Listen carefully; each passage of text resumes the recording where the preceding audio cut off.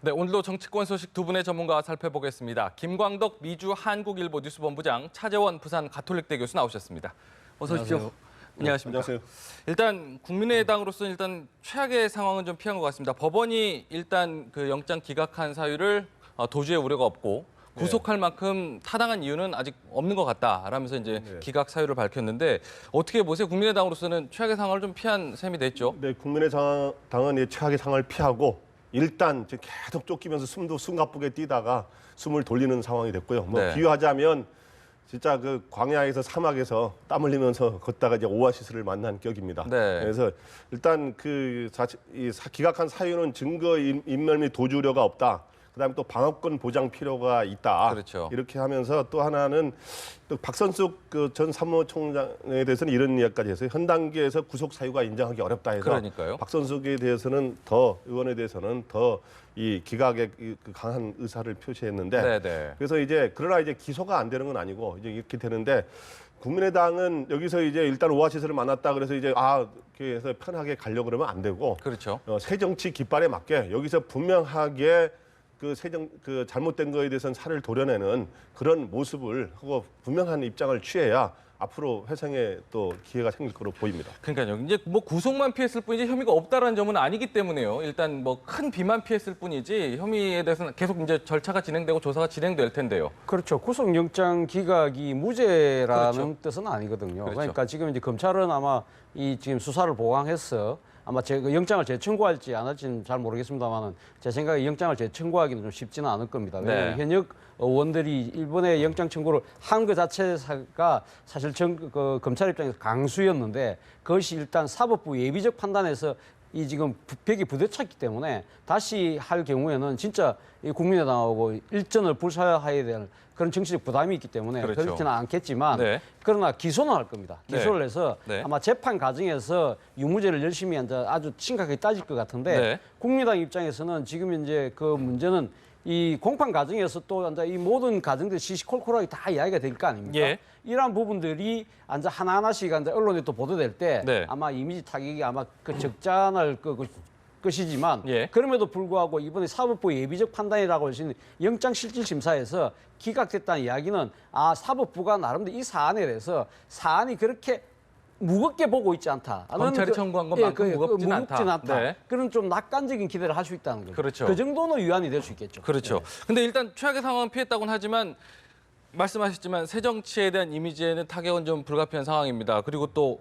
어쨌든 결과적으로 지지율도 지금 계속해서 추락하는 모습도 지금 나오고 있거든요. 네, 예. 네. 그래서 어저께 이제 법원에서 기각됐다 그래서 혐의가 없다는 건 아니거든요. 네네. 그런데 거기에 대해서 초기 반응은 이제 법원에 대해서는 사법부의 현명한 판단에 뭐 경의를 표한다고 하면서도 새누리당 뭐 또 그동안에 우리는 이제 죄가 없다 이런 그렇죠. 식으로 반응이 나오면 안 되고 또 그동안 새누리당 조동원 전 홍보본부장 의혹이 나오니까 왜 우리만 갖고 그래 뭐 이런 식으로 했잖아요. 근데 이런 접근법으로는 그 국민의당의 이미지를 다시 복원하기는 쉽지가 않고 예.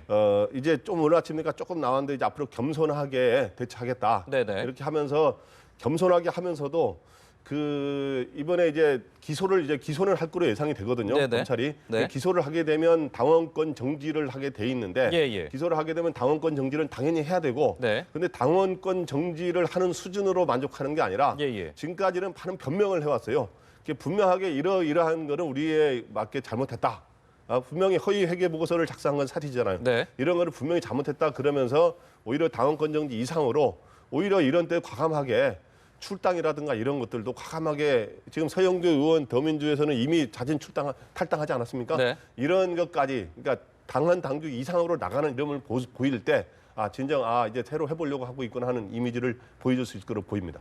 지금 국민의당 입장에서는 어떻게 좀 조치를 취해야 될까요? 말씀하신 대로 그 당원 당규에 따라서 이렇게 출당 조치를 하겠다라는 생각을 처음엔 밝혔는데 지금 이 안에서도 내부에서도 국민의당 안에서도 의견 차이가 좀 있는 것 같기는 해요. 그렇죠. 지금 당원 당규에 의하면 지금 기소가 되면 이 당원권 정지지 출당한다는 그렇죠. 그런 조항은 없거든요. 그렇기 예. 때문에 이 부분에 대해서 어떻게 판단할지 모르겠지만 네네네. 지금 만약에 실제 이제 기소가 될 경우에는 아마 내부에서 상당한 논란이 불가피할 거라고 봅니다. 네. 그런데 지금 이 서영교 의원 같은 경우는 지역구 의원이기 때문에 자기 발로 걸어 나간다 하더라도 이 지금 뭡니까 자기 의원직은 유지할 수 있거든요. 예. 그런데 비례대표는 탈당하는 순간 의원직을 상실하기 때문에 그러니까 서영교 의원처럼 당신들 나가라는 말을 못 하거든요. 그렇죠. 결국 등 떠밀듯이 출당을 시켜야 되는 부분인데 그 부분에 대해서도 그럼 너무 지금 가혹한 거 아니냐는 그런 이야기도 있거든요. 예. 뭐 지금 소위 말하는 무죄 추정의 원칙에 의해서 그 조치 자체는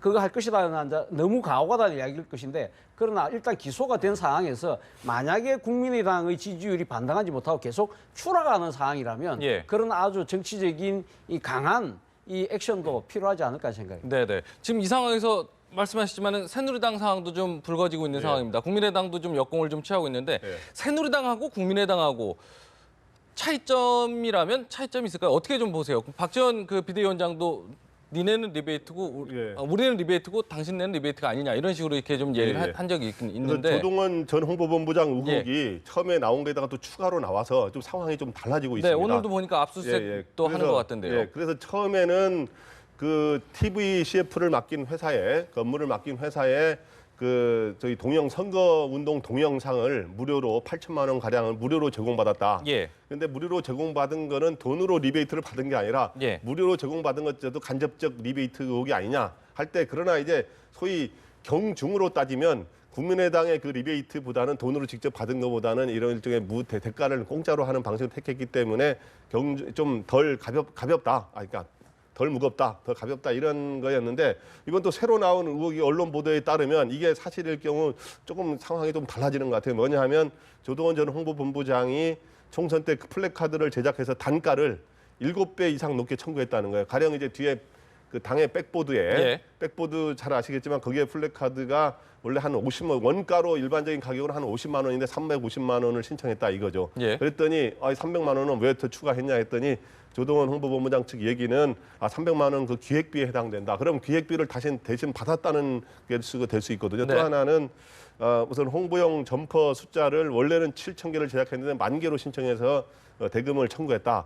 그런데 이런 것들이 사실일 경우는 이거는 과연 조동원 홍보본부장의 개인의 의혹이 되는지 이제 모르겠는데 이런 것들은 분명히 문제가 있거든요. 그렇게 되면은 이제 새누리당도 이런 거에 대해서 가볍게 넘어가려고 해서는 안 될 것 같고 분명하게 이것도 사과하고 뭐 최근에 사과를 하긴 했습니다만 분명히 사과하고 또 엄정하게 내부 조사를 거치고 검찰 수사와 별도로 이런 과정을 거쳐야 할 거로 보입니다. 지금 새누리당에서는 처음에 문제 불거졌을 때 조동원 전 홍보본부장의 개인 문제다라고 좀 선을 긋는 모양새를 취했는데 지금 불거진 내용을 보면은 국민의당하고 초반에 상황이 거의 비슷한 것 같아요, 느낌이. 지금 현재 그러니까 조동원 홍보본부장이 상당히 중요한 직책이지 않습니까? 그리고 지금 현재 어차피 자금이 집행되고 하는 부분들에 대해서 당 사무처 결재 라인들이 다 있을 거 아닙니까? 아마 최종적으로는 아마 당 대표의 직위까지 아마 들어가야 될 정도의 그 사안이기 때문에 그런 식으로 한다면 지금 조동원 홍보본부장의 개인 비리라고 이야기해서 당의 모든 책임이 없어지느냐 그렇지 않다는 거죠. 그러니까 지금 이제 만약에 그것을 조동원 홍보본부장의 개인 비리라고 해서 몰랐다고 한다면 그럼 당직자를 직무유기를 한 거고요. 그렇잖아요. 그렇죠. 그런데 만약에 실제적으로 가면 당 사무처가 조직적으로 개입한 것이 나온다고 한다면 이건 국민의당하고 사안이 거의 똑같은 거나 마찬가지 사안이기 때문에. 그런데 궁극적으로 저는 무슨 생각을 해보느냐 하면 조동원 본부장이 그럼 이렇게 나름대로 전행을 할 수 있었던 이유가 뭐냐. 이거 왜 통제가 안 되느냐. 이 부분은 그러니까 2012년도에 조동원 본부장이 당시 박근혜 비상대책위원장이 영임을 해서 당명을 바꾼 사람입니다.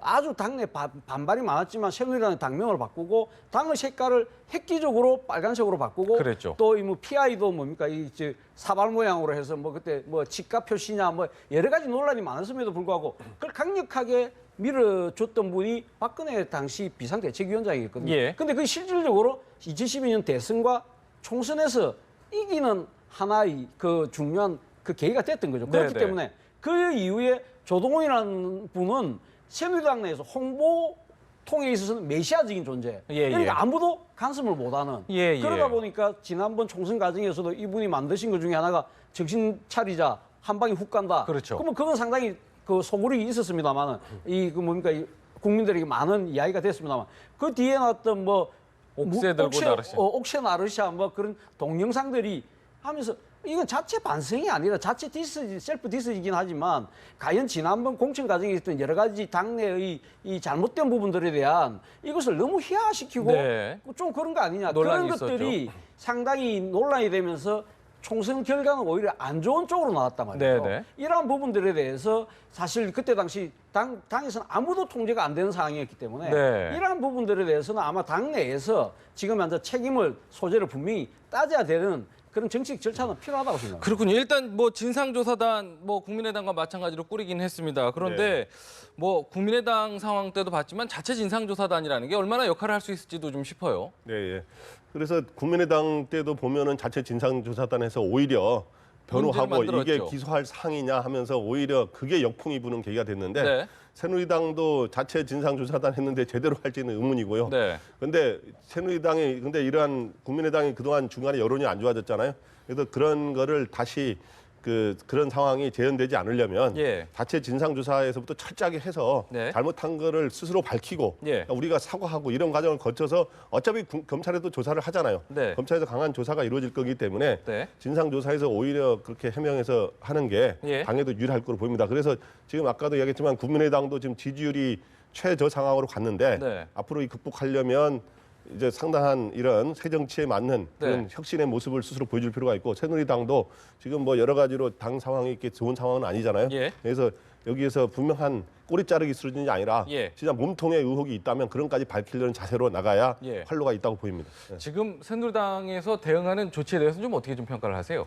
저는 뭐 지금 이제 그러니까 새누리당이 이 사안에 대해서 너무 초반에 꼬리 자르기 형태로 가고 지금 또 새로 추가된 의혹들이 뭐 지금 이 소위 말해서 그 조동원 본부장이 나름대로의 갑질을 통해서 여러 가지 기획료도 챙기고 뭐 하는 부분들 그런 부분들에 대해서 당에서 통제가 안 됐다. 네네. 이거 자체는 상당히 지금 이제 다른 당도 아니고 지금 집권 여당입니다. 그렇죠. 집권 여당에서 이런 공적인 부분에 있어서의 그런 통제 장치가 무너졌다는 것은 네. 집권당 스스로의 위신과 능력을 국민들에게 고스란히 우리 능력이 이거밖에 안 됩니다. 보여주는 꼴이지 않습니까? 네네. 이런 부분들에 대해서는 아마 상당한 이 국민적 질책으로 아마 돌아올 거라는 생각이 듭니다. 그렇기 때문에 이번에 자체 진상조사단이 진짜 성역 없이 모든 걸 파헤친다는 자세로 저는 임해야 된다고 생각합니다. 네네. 한마디만 덧붙이자면요. 그러니까 지금 새누리당이 과연 이게 조동원 홍보본부 전 홍보본부장의 개인적 비리이고 의혹인지 그리고 또 이제 국민의당도 이제 그 왕주현 전 사무부총장이라든가 김승현 의원의 이러한 개인적인 문제인지 아닌지 예. 이런 거를 개인적 문제이든 아니든 간에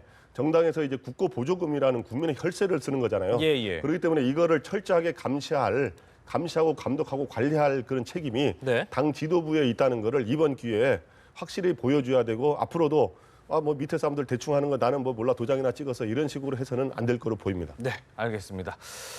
다음 이야기 좀 나눠보겠습니다. 어제 박근혜 대통령이 청와대에서 수석 비서관 회의를 주재했는데요. 여기서 많은 메시지를 남겼습니다. 다시 한번 짚어보겠습니다. 성임 앵커 설명 듣고 이야기 나눠보겠습니다. 네, 박근혜 대통령은 임기 중 세 번째이자 광복절 기념으로는 두 번째로 특별 사면 계획을 밝혔습니다. 먼저 어제 있었던 박근혜 대통령의 목소리 들어보시죠. 광복 71주년을 맞이해서 국민들의 역량을 모으고 재기의 기회를 가질 수 있도록 사면을 실시하고자 합니다. 새누리당 정진석 원내대표로부터 규모 있는 특사를 제안받은 만큼 특별사면의 범위와 대상에도 관심이 쏠리고 있는데요. 아직 내부적인 선별 기준은 마련되지 않은 것으로 알려졌지만 예년처럼 생계형 사범 위주의 특사가 될 가능성이 높아 보입니다.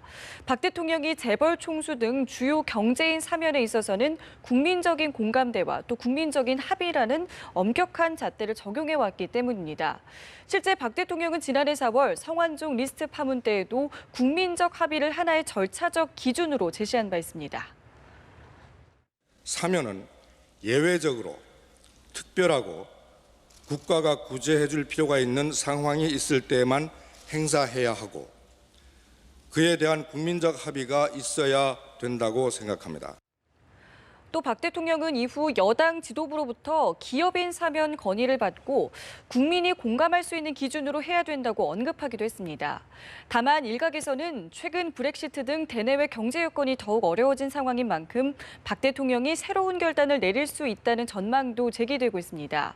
박 대통령이 사면 준비를 지시하면서 희망의 전기가 필요한 시기라고 언급한 것도 이러한 전망과 무관하지 않다는 분석입니다. 박 대통령이 20대 국회 출범 이후 통합의 정치를 강조해온 만큼 정치인의 이름을 올릴 가능성도 제기되고 있습니다. 네. 어제 박근혜 대통령이 지난해에 이어서 이제 2년 연속으로 특별 사면과 관련한 이야기를 꺼냈는데 뭐 정진석 그 원내대표가 제안을 먼저 하긴 했다고 하는데 어떻게 좀 그 특별 사면이라는 게 어떤 식으로 이제 반영이 될까 좀 싶습니다. 지금 사실 그 지난 금요일 그 청와대 오찬이 끝나고 나서 정진석 원내대표가 자신이 이 8.15 특별 사면을 건의했다. 네. 거기에 대해서 대통령께서 아마 좋은 답을, 긍정적인 답을 했다고 했을 때만 하더라도 예. 청와대 쪽의 입장은 뭐냐면 아마 그 뭐 이 원내대표가 이야기하는 데 대해서 좀 의례적인 답변 아니냐 한번 검토해 보겠다는 수준일 것이다. 네네. 그 정도였단 말입니다. 그런데 지금 어제 박근혜 대통령께서 이 수석 비서관 회의를 회의에서. 예, 주재하면서 이 본인이 아주 자신의 정치적 결단으로 지금 특사를 하겠다는 이야기를 하신 걸 보면 사실 뭐 지금 이 본인 생각에서는 아마 국민 통합 또 이 국가 경제 회복을 위해서라도 예. 이런 그 특사가 필요하다고 아마 그 필요성에 대해서 본인 스스로 상당히 이 나름대로 오랫동안 생각하고 계셨던 게 아닌가 하는 생각이 들어요. 네네. 그런데 지금 사실은 그 역대 정권에서도 특별 사면이 많았지 않습니까? 그럴 때마다 사실 박근혜 대통령께서 국회에 계실 때는 그 특별 사면의 남용에 대해서 상당히 비판적인 입장을 갖고 있었던 게 사실이거든요. 아까 리포트에도 나왔지만 청와대 홍보수석의 이야기도 작년만 하더라도 아주 특별하고 예외적인 경우 그렇죠. 그리고 국민적 합의가 전제된다는 부분을 이야기를 했기 때문에 그럼에도 불구하고 이렇게 결심을 한 이유는 일단 이 여당의 원내대표가 요청한 거에 대해서 그걸 받아들여주는 형식, 네. 일종의 당청 관계에 있어서의 소통의 차원이라는 부분이 분명히 있고요. 또 두 번째는 제가 봤을 때 여소야대 국면에서 지금 이제 전국 주도권을 잡기 위해서도 나름대로 국민 통합의 행보를 해야 될 필요가 있다고 생각하신 것 같아요. 네. 그럼에도 불구하고 과연 그렇다고 한다면 그럼 특사의 범위가 어떻게 되고 대상이 누가 될 것이냐 이 그렇죠. 부분인데 일단은 민생 경제 사범에 대한 것은 아마 대폭적으로 할 가능성이 높다. 네, 네. 그렇게 되는데 문제는 과연 이 소위 재벌 기업인 출신들에 대해서는 어떤 조치를 할 것인가. 작년 같은 경우 최태원 SK 회장만 아주 예외적으로 한 분만 일단 특사를 했던 거 아닙니까? 네. 지금 이제 지금 재벌 기업들 중에 지금 사실 영의 모임으로 묶여 있거나 아니면 지금 이제 공민권 제한을 받고 있는 분이 예를 들면 하나의 김승현 회장, 예. 그리고 CJ의 이재현 회장, 예. 그리고 SK의 최재원 수석 부회장 이런 분들도 같이 가면 이번에 사면할 것이냐? 네. 저는 아마 가능성이 좀 커 보이지 않는가 그 생각인데요. 네. 그렇다고 본다면 나머지 하나 부분이 비리에 연루된 정치인들인데 그렇죠. 이 부분에 대해서 과연 하실까 마실까 하는데 저는 거기에 대해서 약간 부정적인 생각으로 결과가 나오지 않을까 생각인데 네. 그럼에도 불구하고 정진석 원내대표가 일종의 그 여소대 야도 국면에서의 협치라는 측면에서 아마 지금 정치인들이 비리 정치인들에 대한 사면도 이야기를 한다고 한다면 네. 막판에 아마 그 부분에서 신중하게 예. 판단하시지 않을까 생각입니다. 어떻게 전망하세요? 근데 그 정진석 원내대표가 이게 건의를 할 때는 일단은 민생 사범, 교통 사범 등 일단 저희 국민 통합 차원에서 전반적으로 그런 사람들은 뭐 굉장히 많지 않습니까? 그런 걸 염두에 첫 번째 뒀을 거고 네. 두 번째는 이제 기업인 경제 살리기 차원에서 그런 아까 거론한 이재현 회장이라든가 김승현 회장 이런 네, 사람들을 경제인들이요. 염두에 뒀을 수 있고 그리고 경제인들 그런 부분은 여러 가지 앞으로 경제 활성화하려면 이제 집행유예라든가 하면 여러 가지 맡는데 네. 제한이 있거든요. 네. 그래서 그런 측면에서는 뭐 충분히 검토해 볼 수 있는 거예요. 일부 네. 경제는 지난번에 이제 최소화해서 최태원 회장을 했으니까. 예. 근데 이제 정치인 부분도 이제 정진석 원내대표는 아마 구상했을 수가 있을 거예요. 네. 그런데 이제 정치인 부분인 경우는 대부분 이제 정치자금법 같은 비리 의혹이라든가 그다음 선거 사범 이런 것들일 텐데 꼭 이제 정치를 하기에 좀 아까운 사람인데 이것으로 출마를 몇 년 동안 제한받거나 이런 사람들이 있으니까 이미 형이 끝났더라도 복권을 하는 사면이 있을 수 있거든요. 네네. 근데 그런 거를 보통 이제 정치권에서 그런 걸 염두에 두고 있는데 여야의 화합을 위해서 네네. 근데 그런 거는 하여튼 요번에는 최소화하는 게 좋지 않은가. 그러니까 거의 안 하거나 최소화하거나 그래서 그런 경우 하게 되면 네. 보통 이제 임기를 바로 앞두고 그 물러나기 직전에 이제 그렇게 하는 경우가 있어요. 내가 내 때는 안 했지만 이제 예. 물러나면서 한다. 이렇게 해서 지금은 1년 반을 앞둔 상황에서 정치인 이런 사면은 네. 안 하거나 최소화하는 게 바람직하다고 봅니다. 그렇군요. 사면 대상자가 누가 되느냐에 따라서도 사면 전체에 대한 평가가 좀 달라질 수 있기 때문에 신중하게 좀 판단을 할 것 같은데요.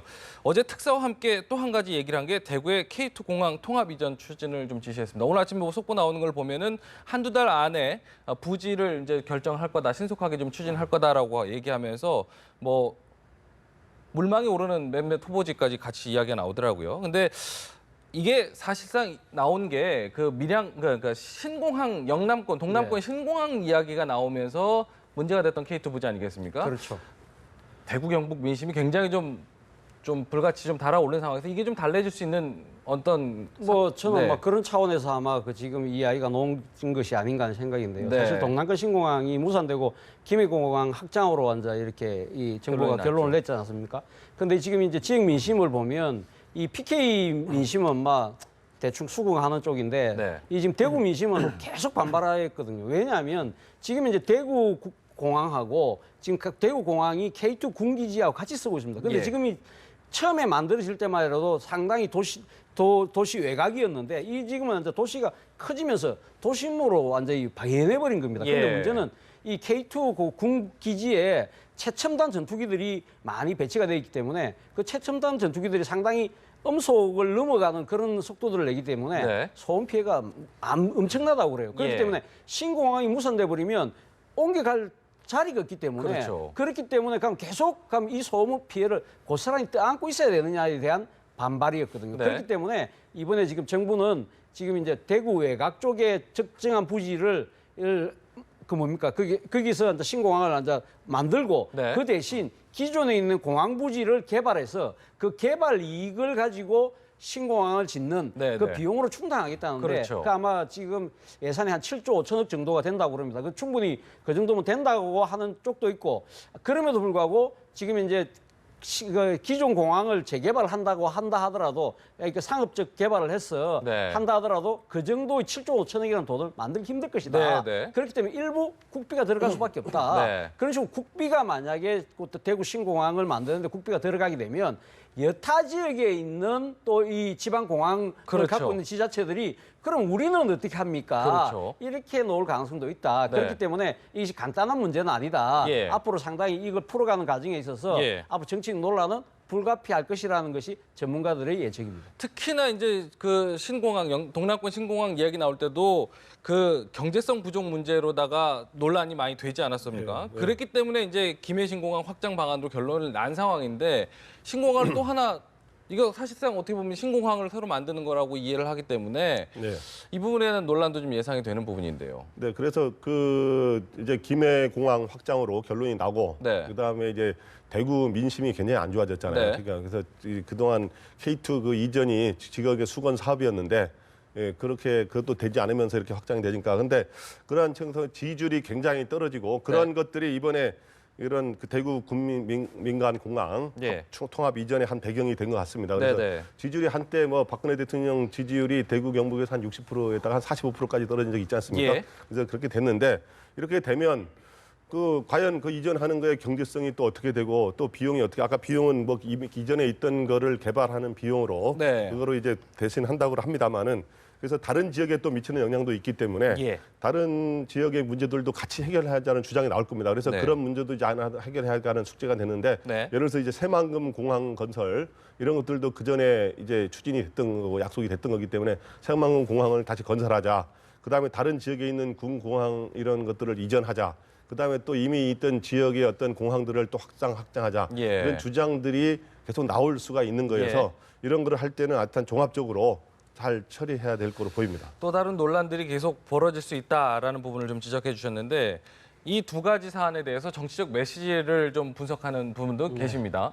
그 특사와 관련해서는 정진석 원내대표의 제안을 청와대가 수용한 거고 또 하나는 지금 대구 K2 공항 부지가 유승민 의원의 지역구라는 점에서 유승민 의원에게도 하나 뭔가 메시지를 던진 것이다. 이런 해석들에 대해서는 좀 어떻게 보세요? 저도 뭐 그 해석에 대해서 상당히 공감하는 편입니다. 네. 사실 뭐 정진석 원내대표가 이번에 원내대표가 될 때 친박계가 대거 밀어서 되고 난 뒤에 예. 사실 그 뒤에 김용태 의원을 혁신위원장으로 했다가 전국위에서 무산되고 그랬죠. 그러면서 상당히 당청 관계에 또 고비가 오는 것처럼 보였고 그 뒤에 또 유승민 의원을 비롯한 또 복당을 전격적으로 추진하는 바람에 네. 또 상당한 또 마찰이 있지 않았습니까? 그렇기 때문에 사실 어떻게 보면 대통령께서 이번에 정의석 원내대표가 건의한 8.15 특사를 전격적으로 수용한 부분은 나름대로 이 정진석 원내대표의 흔들림 위상을 나름대로 백업시켜준 거 아니냐. 네, 네. 정치적으로 신임을 확실히 보여주는 측면이 있다. 네. 그런 측면에서 보면 정진석 원내대표가 이번에 청와대 오찬에서 가장 큰 정치적 선물을 받은 정치인인 것 같고요. 네. 그리고 또 한편으로는 유승민 의원도 불과 35초간의 대화임에도 불구하고 그 대화의 핵심이 바로 K2 이 공군기지 이전 문제에 대해서 이야기를 나눈 거거든요. 네. 사실 유승민 의원이 이 지금 삼선 때 국회 국방위를 오래 했습니다. 그랬죠. 국방위원장도 하고 했던 이유가 본인이 지금 지역구 대구 동구 을에 위치하고 있는 K2 공군기지를 이전하려는 그런 그 지역민들의 수건을 그렇죠. 나름대로 해결하기 위해서 국방위를 자체할 정도로 자신의 입장에서는 보면 정치적 사활이 걸린 문제거든요. 네, 네. 이 부분에 대해서 대통령께서 분명한 메시지를 주고 이번에 신공항 대구의 또 다른 지역으로 신공항을 옮기는 부분에 대해서 숨통을 열어줬기 때문에 모르겠습니다. 그러니까 제가 봤을 때는 박근혜 대통령께서는 이 지금 유승민 의원에 대한 정치적인 나름대로 해금을 하신 게 아닌가 하는 충분한 해석이 가능한 상황이라고 봅니다. 네, 네. 근데 저도 보완해서 얘기하자면 이번에 그 유승민 의원하고 청와대 오찬에서 이제 화해 시도하는 모습을 확실하게 보이지 않았습니까? 네. 미소하면서 악수 짓고 35초 동안 여러 대화를 나누고 예. 이러한 것들은 두 사람 다 이 지금 TK 민심이 총선 이후에 좀 안 좋아지고 있잖아요. 그런 거를 민심을 같이 끌어안으면서 둘 다 윈윈하자는 데서 이해가 일치했다고 보입니다. 그래서 네네. 박근혜 대통령은 지금 지역 민심이 안 좋아지고 있어 유승민 의원하고 화해하는 모습을 보이면서 예. 그다음에 또 지역의 현안도 해결하고 이렇게 하면서 지지율을 끌어올리면서 임기 말 안정적 국정 관리를 하려면 그런 지지율이 토대가 돼야 되거든요. 네. 특히 텃밭에서부터. 그리고 또 유승민 의원은 대구 경북을 기반으로 자기 앞으로 대선 주자로 발돋움하려고 하는 꿈을 갖고 있지 않습니까? 거기에는 박근혜 대통령하고 척을 지면서 가서는 그런 한계가 있을 수 있기 때문에 네, 네. 그런 점에서 이해가 어느 정도 맞아떨어져서 그동안에 앙금이 있었지만 풀어보려는 거예요. 그래서 네, 정치에는 영원한 동지도 적도 없다고 하는 게 그러게요. 앞으로 시간이 가면서 조금씩 그런 모습으로 나타날 가능성이 높습니다. 그리고 네. 정진석 원내대표가 사면을 건의해서 받아들이는 모양새도 정진석 원내대표 힘을 실어주는 모양새를 취하고 있는데 막연한 우리 과연 취재의 경험으로 볼 때 과연 그때 오찬장에서 테이블에서 처음 할 때 진짜 갑자기 전혀 조율이 없이 처음으로 건의했는가 네. 하는 생각도 들어요. 보통 옛날 같으면은 잘 정무수석 같은 거하고 대표가 잘 미리 사전에 네. 이런 거 말해도 괜찮지 않냐 하면서 사전에 조율을 잘하고 하는 게 과거의 당청 간의 협력의 양식이었거든요. 네네. 요번도 혹시 그런 것들이 사전 조율을 해서 그런 것도 한번 건의해보는 것도 방법인 것 같다. 전날 김재원 예, 수석하고 소주 한잔 했다는 예. 얘기 있었잖아요. 네, 그러니까 네네. 그런 최소한 당정이 모양새 있게 굴러가려면 예. 갑자기 아무 생각 없이 대통령의 의중이 뭔지도 모르고 갑자기 했는데 또 생각이 다르면은 당청이 뻐그러진 거로 삐그러지고 뭔가 어긋난 것처럼 그렇죠. 되잖아요. 예, 그렇죠. 그렇기 때문에 당청 간에 유연하게 돌아가는 모습을 보이려면 예. 이런 식으로 정무적 감각을 갖고 미리 대화를 나누고 예. 그래서 혹시 미리 대화에서도 이런 게 있지 않았을까 하는 생각도 합니다. 전날 소주 드시면서 얘기했을 가능성도 있겠군요. 알겠습니다. 어쨌든 뭐 당분간은 뭐 그동안에 막 개파 갈등 계속 얘기 나왔는데 전당대회도 물론 남아있긴 하지만 개파 갈등 얘기는 좀 수그러들 수 있는 기회가 되지 않을까 이런 생각도 좀 해봅니다. 한 가지 얘기 좀 더 나눠볼게. 어제 이제 국회 국방위원 전체회의에서 사드 배치와 관련된 현안 질의도 좀 있었습니다.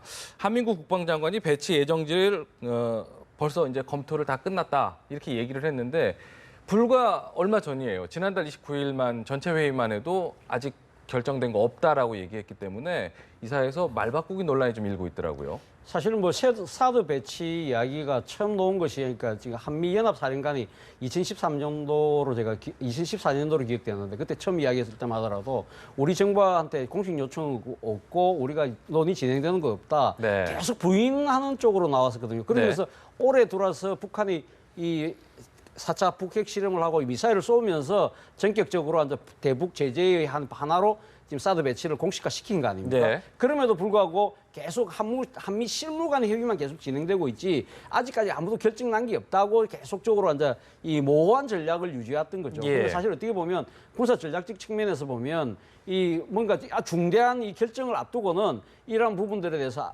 아주 이 뭡니까 조금 기밀을 좀 기밀을 유지하기 위한 네. 하나의 불가피한 하나의 발언이 아니었나 그런 생각이 드는데요. 네. 그럼에도 불구하고 지금 이제 자고 나면 새로운 후보지가 계속 나와요. 네, 네. 처음에 사드를 하겠다고 했을 때 처음 나왔던 지역이 군산, 원산, 원주, 예. 뭐 외곽 뭐 이런 식으로 미군 기지들이 있는 쪽으로 중심으로 이야기가 나왔단 말이에요. 그렇죠. 그러다가 또 어느 순간 보니까 지금 또 칠곡으로 간다고 칠곡 군수가 지금 막 삭발을 하고 있는데 예. 오늘 아침에는 또 보니까 지금 그 레이더 기지와 발사대를 분리를 해서 네.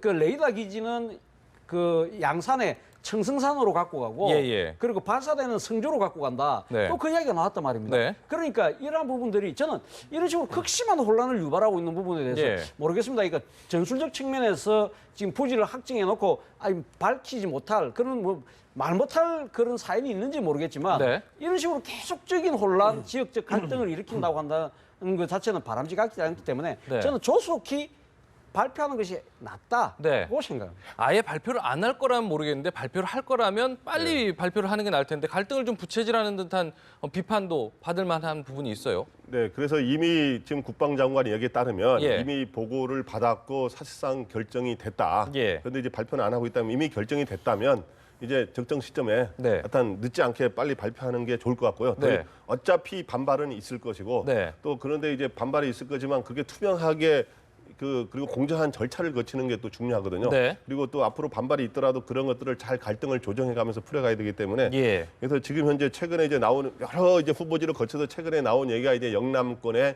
제3의 지역이다. 그리고 이제 수도권에서 좀 떨어져 있으면서 북한의 장사정 후보의 이런 거리를 벗어난 지역 네. 이렇게 나오고 있는데 어쨌든 그렇게 해서 발표하고 설득하고 하는 작업을 네. 잘 거쳐야 될 걸로 보입니다. 네네. 이런 가운데 안철수 대표 발언이 또 논란이 되고 있지 않습니까? 뭐 사드 배치 국민투표 결정하자라고 얘기를 했는데 오늘 조금 뭐 톤이 좀 낮아진 것 같기는 한데 국민투표와 관련해서 이렇게 정치 포퓰리즘 아니냐, 국민투표 붙이자는 게 문제 아니냐 이런 비판도 있거든요. 어떻게 평가하세요? 뭐 안철수 대표가 이 지금 사드 배치 문제를 둘러싸고 국민투표 이야기를 하니까 네. 일각에서는 놓은 이야기가 결국은 지금 이 국민의당 리베이트 5 네. 그런 것들을 덮기 위한 하나의 정치적인 꼼수 아니냐고 하는데 저는 그렇게는 보고 싶지는 않습니다. 그러니까 네. 지금 안철수 대표가 그래도 이 야당의 대표를 지냈고 그리고 지금 내년 대선에 유력한 대선 주자지 않습니까? 네. 그렇기 때문에 우리나라 국가 안보에 중요한 영향을 미치는 그렇죠. 이러한 결정에 대해서는 국회에서 나름대로 이 충분히 검토하고 이 한번 따져봐야 된다는 그런 차원에서 아마 국민 투표론을 제기했는데 네. 저는 국민 투표라는 방법에는 저는 동의하지 않습니다. 동의하지 않죠. 그러니까 네. 뭐 예를 들면 차세대 전투기 들어올 때마다 그 새로운 무기를 도입할 때마다 국민 투표를 해야 되느냐 예. 그런 이야기를 충분히 놓을 수 있는 상황이기 때문에 예, 그러나 아까도 제가 말씀드렸지만 지금 현재 사드 문제가 사실은 지금 이 사드가 과연 북한의 그러니까 탄도미사일을 다 막을 수 있느냐 효용성 논란이 분명히 있죠. 네. 그리고 중국이 우리나라 경제에 대한 보복을 할 것이라는 이야기가 분명히 있죠. 예. 무엇보다도 지금 한반도를 둘러싼 이 안보 구도가 지금 신냉전 구도로 간다는 거죠. 그러니까 네. 북중로가 한편이 되고 한미일이 한편이 되는 과거 냉전 시대와 똑같은 그런 대립과 대결의 장으로 한반도가 변하는 네. 이러한 상황도 충분히 가능할 수 있다는 것이 지금 전문가들이 예측이지 않습니까? 예. 그런 상황을 과연 가면 국회의원으로서 또 야당의 전직 대표로서 대선 주자로서 그거는 자시할 수 없다. 예. 그런 측면에서 문제 제기를 했고 예. 국회가 여기서 중요한 역할을 해야 된다는 측면에 대해서는 저는 뭐 충분히 할 수 있는 이야기를 했다. 그렇게 봅니다. 네. 저는 이제 안철수 전 대표가 이제 국민 투표론을 제기했는데 네. 이제 결론부터 이야기하면 저는 이제 국민 투표는 바람직하지 않은 방법이고 예. 그런데 이제 국회에서 비준이 필요하다는 주장이 있잖아요. 네. 이거는 한번 찬반 여부를 한번 검토해 볼 필요는 있는 거다라고 한번 결론을 내리고 싶고요. 네. 안철수 전 대표가 이제 이 국민 투표론을 제기한 거에 대해서 저는 그렇게 생각해요. 안보와 관련돼서 근본적인 방향, 외교 안보의 노선이 바뀌는 거는 국민 투표에 붙일 필요가 있는데 예. 이거 외교 안보에 있어서 구체적인 전략 전술에 관한 문제잖아요. 사드를 예. 배치하는 그런 것들을 국민 투표를 하면 네. 국민의 어떤 여러 가지 분분한 이렇게 논란만 이렇게 확산이 되고 네. 국민들의 어떤 여론에 끌려가 버리는 이게 안보라는 구체적인 전략 전술은 정확한 방법과 이런 거를 찾아야 되는데 네네. 그런 측면에서 바람직하진 않은데 또 무조건 그러나 안철수 전 대표 얘기를 약간 포퓰리즘이다 뭘 모르고 하는 소리다라고 접근할 필요는 없는 것 같아요. 안철수 전 대표는 예. 대통령 지금 반발이 심하니까 대통령이 돌파를 하려면 국민 투표를 통해서 할 수 있다라고 하면서 했는데 아마 어떤 전문가가 그런 식으로 조언을 해준 것 같아요. 예. 그런데 제가 보기엔 그 바람직하진 않고 예. 그러나 이제 국회 비준이라고 하는 거는 이렇게 헌법 60조에 이렇게 돼 있는데 재정적 부담을 지우는 조약이라든가 이런 거에 대해서는 비준에 필요하다라고 돼 있는데 네. 재정적인 부담이 어느 정도 되느냐에 대한 논란의 소지가 있습니다만은 국회 비준을 위한다는 건 국회의 동의를 구하는 거거든요. 네네. 그거는 한번 찬반 여부를 한번 볼 필요는 있는데 예. 분명하게 이번에 대해서 이거는 아쉬워요. 이 사드 문제가 구체적으로 뭐 입지를 정할 때 막 여야의 의견을 다 물을 수는 없지만 네. 이 사드를 배치를 결정하는 과정에서 여야의 정당의 의견이라든가 각계의 의견을 충분히 수렴하는 거를 좀 조용하게라도 많이 들을 수 있었는데 네. 그런 걸 좀 현재까지는 좀 덜 거치지 않았냐 하는 거는 좀 문제점이고 아쉬움이 있습니다. 네, 알겠습니다. 어제 뭐 그 국방위원회를 포함해서 또 하나 이제 주목받았던 상임위가 하나 있습니다. 교문위였잖아요. 교문위에서 이제 민중은 개돼지 발언으로 파문을 일으킨 나향욱 교육부 기획관에 출석을 했는데 일단 잘못했다, 죄송하다 사과를 하긴 했습니다. 그런데 내용을 잘 들어보면 내용은 기억 안 난다 이런 식으로 얘기를 했단 말이에요. 이거 참 어떻게 좀 평가를 해야 될까요, 이 부분을? 그렇죠. 그러니까 지금 이번에 나향욱 정책기획관이 사실은 뭐 제가 보도낸 내용으로 보았을 때는 말 그대로 치중 진담이 아닌가. 네. 본인이 쭉 처음부터 갖고 있던 생각 그리고 오랫동안 소신 이런 것들이 지금 이제 아무리 뭐 과함이라 하더라도 네. 이 치중에 진담한다고 네. 속내를 다 털어놓은 것 같아요. 네. 그런데 이 부분에 대해서 이제 지금 이제 본인은 지금 그렇게 생각을 안 하고 있다가 아니라 이 지금 보도된 내용을 보면 뭡니까 기자들이 갔다가 다시 왔다는 거 아닙니까? 그렇죠. 다시 녹음을 하려고 할 때도 본인의 발언을 톤다운 시켰지 그렇죠. 본질적인 내용은 부인하지 않았다고 하거든요. 예. 그런 걸 본다면 아마 저분이 상당히 지금 이제 대한민국은 신문제가 돼야 되고 네. 아마 99%는 99% 민중은 개돼지 취급해도 된다고 생각하는 것이 소신인 것 같아요. 네네. 소신인 것 같은데 저는 이 사안에서 지금 느끼는 것이 뭐냐면 과연 이런 식의 생각을 갖고 계신 분이 국가의 고위공무원이 된다는 것 자체가 저는 진짜 어불성설이다 생각이 드는 네. 것이 이 지금 우리나라 헌법이 민주공화국이라고 헌법 1조 1항이 명시하고 있습니다. 네. 신분제 국가가 민주공화국이 될 수 없잖아요. 그렇죠. 국가 간의 측면에서 분명히 잘못된 부분이고요. 네. 또 이분이 또 지금 이제 국가의 백년대계를 책임진다는 교육부의 아주 핵심 자리에 계십니다. 예. 이런 분들이 그럼 교육 정책을 끌고 나간다?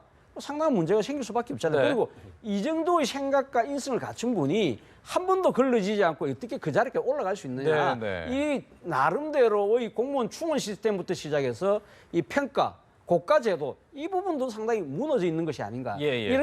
이런 부분들 이분을 당장 파면 해임 그 이상을 넘어서 근본적으로 무너진 시스템을 새로 점검하는 계기가 돼야 된다 생각. 이런 가운데 교육부의 대응도 사실 문제가 좀 되고 있어요. 네. 좀 감싸고 도는 것 아니냐. 지방에 이제 내려가 있다 급하게 좀 올라온 케이스 아닙니까? 어제 같은 네, 경우도. 네, 교육부의 대응도 좀 문제가 좀 되고 있는데. 교육부가 처음에 너무 안이하게 대처해줘. 이렇게 해서 뭐 말을 잘못했으니까 지방에 어디 언론이 별로 안 미치는 곳에 조용히 있다가 올라오라고 했을지 모르겠는데 네. 어떻든 그 교육부는 분명하게 이번에 일벌 백계 차원에서 중징계를 해야 되고 예. 그 중징계 공무원의 징계가 여러 가지 있습니다만은 파면 해임이 제일 중징계거든요. 일단 예. 근데 파면 같은 거 하면은 소위 연금도 받을 수가 없고 퇴직금도 2분의 1밖에 못 받는데 앞으로 예. 복지도 불가능하고 해임인 예. 경우는 연금은 받습니다. 퇴직금도 받고 그래서 근데 이제 그래서 뭐 파면으로 해야 되는 거 아니냐는 것이 있고 해임인데 어쨌든 둘 다 그만두는 건데 이런 거를 그만두게 할 뿐만 아니라 교육부의 한 사람의 그 발언이 교육은 이제 국가 백년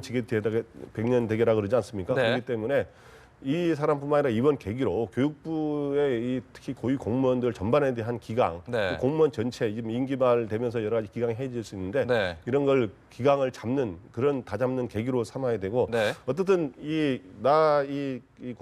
기획관은 이번 발언은 아무리 그래 뭐 영화대사 치중의 영화대사 이렇게 하지만 이해될 수 없는 게 여러 가지 신분제라는 맥락이 있거든요. 그렇죠. 그러니까 발언이 분명 잘못된 거고 네. 특히 교육부 고위공무원에서 있을 수가 없는 발언이에요. 그렇기 예. 때문에 반드시 이번에 일벌 백계를 해야 된다고 생각합니다. 알겠습니다. 뭐 임기 말에 여러 고위 공무원들의 좀 문제가 지적되고 있는데 오늘 뭐 안 그래도 아침에 더불어민주당 우상호 원내대표가 엉망진창 내각이다 이러면서 전면 개각 요구도 좀 하고 있는데 개각 이야기도 좀 한번 나중에 이야기를 나눠봐야 될 것 같습니다. 오늘 이야기는 여기서 마무리하겠습니다. 김광덕 미주한국일보 본부장, 차재원 부산 가톨릭대 교수와 함께했습니다. 오늘 말씀 고맙습니다. 감사합니다.